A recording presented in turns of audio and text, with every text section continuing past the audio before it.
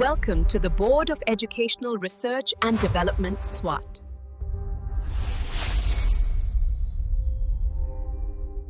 अस्सलाम वालेकुम, Saeeda Maryam नकवीज here from the Moonlight International Publishers।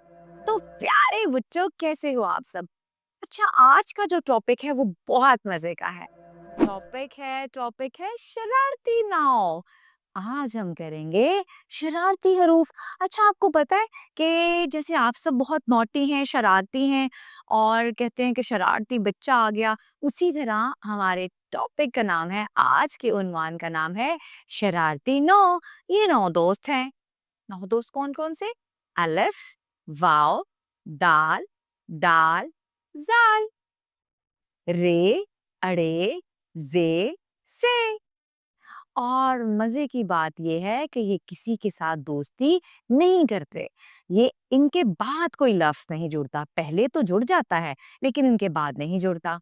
जैसे ब और बो तो हो सकता है, लेकिन व और ब वब को साथ नहीं जोड़ सकते। तो शरारती 9 ऐसे 9 दोस्त हैं जो बहुत शरारती होते हैं। इनके बाद कोई भी हर्फ इनके साथ नहीं जुड़ता, तो इसलिए इनको हम कहते हैं शरारती 9। तो चलें मिलके एक दफा शरारती 9 की मेरे साथ दोहराई करें।